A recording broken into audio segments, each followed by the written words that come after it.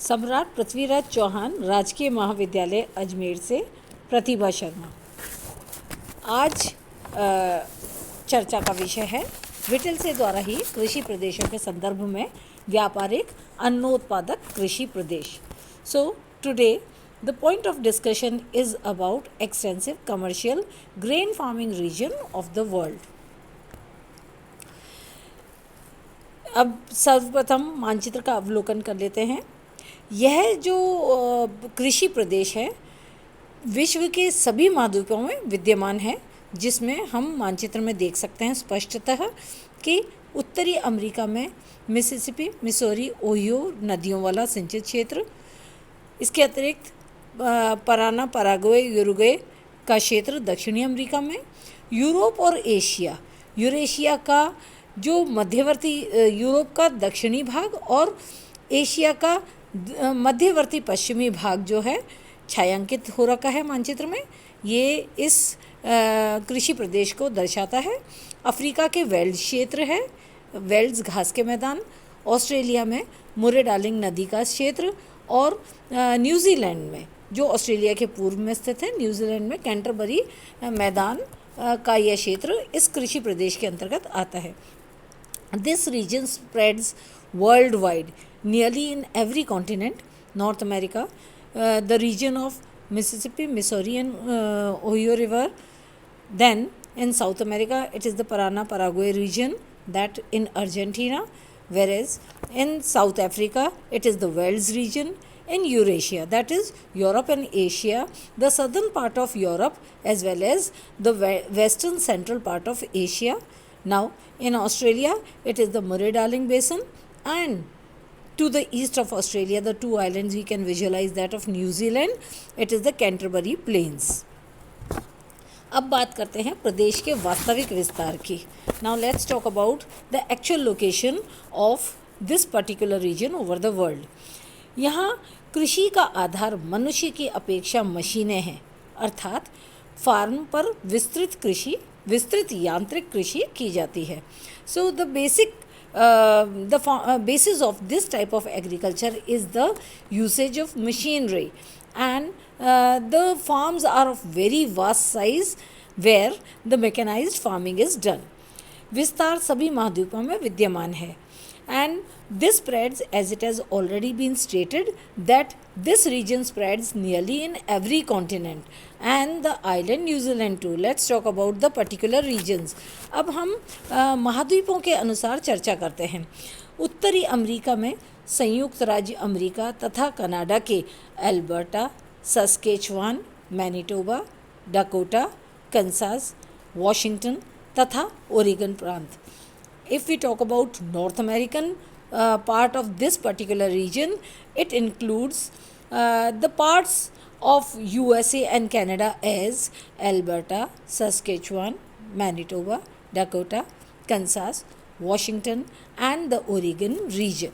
Eurasia की बात करें अर्थात यूरोप और एशिया की, तो इसके अंतर्गत यूक्रेन और साइबेरिया के जो चरनोज़म मिट्टी के जो स्टेपी के मैदान हैं वो इस प्रदेश का भाग हैं। When we talk about Eurasia, that is Europe and Asia included, so the Chernozem soil region, the steppe grasslands of Ukraine and Siberia fall under this particular type of region. Asia में मध्य जितने भी अर्धशुष्क भाग हैं वो इस प्रदेश को आवृत किए हुए हैं। In Asia the central semi arid part falls under this particular region. दक्षिणी अमेरिका में अर्जेंटीना के घास के मैदान। In south America the grasslands of Argentina are the regions are the part of this agricultural region. Australia में Murray Darling नदी घाटी तथा दक्षिण पश्चिमी भाग, and in Australia it is the valley of Murray Darling rivers and the western part of Australia. New Zealand की बात करें तो कैंटरबरी शीतोष्ण घास के मैदान इस क्षेत्र के अंश हैं, इस क्षेत्र के भाग हैं। In New Zealand the Canterbury temperate grasslands fall under this particular type of agricultural region. और बचा अफ्रीका, तो अफ्रीका के दक्षिण स्थित वेल्स जो शीतोष्ण कटिबंधीय घास के मैदान हैं वो इस प्रदेश के भाग को निर्मित करते हैं। And in Africa the velds the temperate grasslands lying to the south part of Africa fall under this particular type of region. अब बात करते हैं कृषि की विशेषताओं के संदर्भ में। Now let's talk about the characteristic features of this region, the agriculture that is practiced in this region. तो मशीनी कृषि के मूल कारण तकनीकी सुविधा, पूंजी उपलब्धता एवं जनसंख्या घनत्व कम होना है। As it has already been stated that the agriculture is totally mechanized and only partially human labor is being used to carry out agriculture in these regions. So as the machinery, what favors the mechanized farming is the technical availability, the technical knowledge of people in the region, availability of capital, and also that these areas are marked by less population cover. Farm आकार अत्यधिक विस्तृत पाए जाते हैं और ये स्वाभाविक है कि मशीनीकृत कृषि केवल विश्व के उन्हीं भागों में संभव है जहाँ की जो कृषि क्षेत्र का आकार बहुत अधिक विस्तृत हो। और जैसा हमने कहा कि फार्म आकार अत्यधिक विस्तृत हैं और इनके विस्तार की यदि बात की जाए तो 240 से लेकर के 16,000 हेक्टेयर भूमि में एक एक फार्म का विस्तार देखने को मिलता है। The farm size is far very extensive, and as it is very natural that wherever the farm size is excessively huge, very big, only there mechanical agriculture can be practiced. So as it is said that the farm size is very vast and it ranges between 240 to 16,000 hectares of land each farm. So it is this size. गेहूं की उपज प्रमुख है. The chief crop of this region, the chief food grain of the region is wheat. और यहाँ पर दो प्रकार की गेहूं की उपज प्राप्त की जाती है सामान्यतः, एक तो वसंतकालीन और एक शीतकालीन गेहूं. तो as the growth of wheat is very prominent, it is the most dominant food crop of the region. It is grown twice a year, that is during the two species, that is during the winter season as well as the spring season. Wheat crop is grown. अन्य उपजें जौ, अलसी, मक्का, राई, जई, soybean, चारा आदि हैं. And the other crops, the other secondary crops that are grown in this region are the barley, flax, maize, rye, oats, soybean and also the fodder crops. अब कृषि अत्यधिक यांत्रिक एवं विस्तृत पैमाने पर की जाती है. It is already specified that the farming is mechanized and it is done on the very large scale. समस्त कृषि कार्य, बोना, काटना, जितने भी कार्य हैं सब मशीनों द्वारा किए जाते हैं और अन्न भंडारण हेतु विशाल गोदाम विद्यमान है. So each and every agricultural activity is somehow related with the machinery, whether it is sowing or reaping of the crops. And the huge godowns can be seen in the farms so as to store the crops, the grains. कृषि उपज गहन और कृषि क्षेत्रों की अपेक्षा कम, किंतु क्षेत्र विस्तार अधिक होने से कृषि वाणिज्यिक होती है. अब when we compare it with the intensive agricultural land, the food grain obtained in per square stretch of an area is lesser, but because the farm size are extensively large, therefore huge amount is obtained, huge amount of crop is obtained from this particular region, and it becomes commercially important.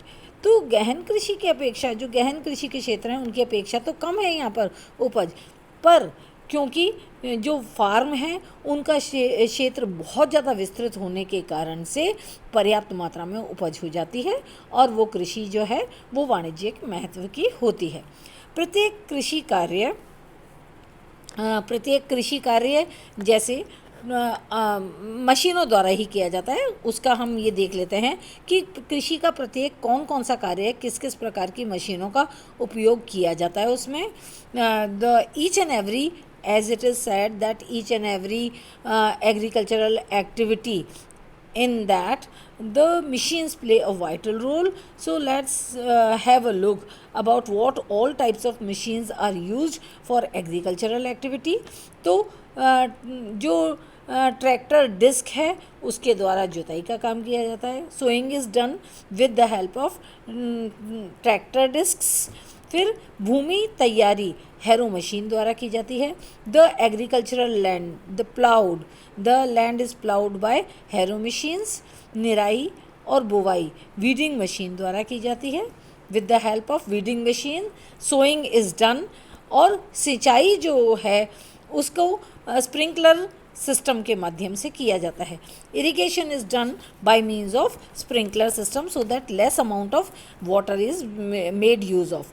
फिर छोटे वायुयान द्वारा दवाएं और कीटनाशकों का छिड़काव किया जाता है। The insecticides and all other medicines they are dispersed by means of small aeroplanes.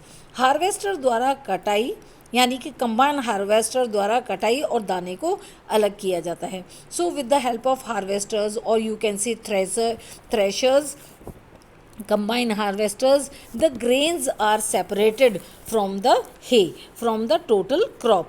फिर एकत्रीकरण जो है वो साइलो मशीनों द्वारा किया जाता है। So these silos are in fact the elevators with which all the grain is collected on the tractors and then transported.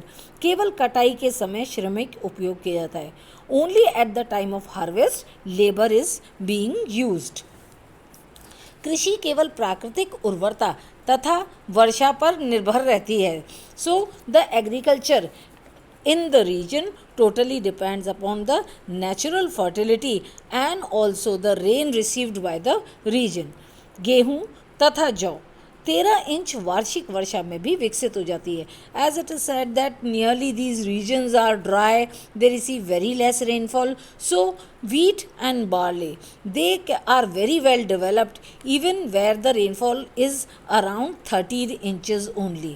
Farm पर ही बिल्डिंग कॉम्प्लेक्स, साइलो तथा अन्न भंडारण के साथ साथ श्रमिक आवास के जो फार्म हैं, श्रमिक आवास हैं, वो फार्म पर ही देखने को मिलते हैं। So all the building complexes, the silos that collect the grains and carry it to the godowns, so the godowns and the building complexes and even the settlement that of the labourers are a part of the farm only, they can be visualised over the farm.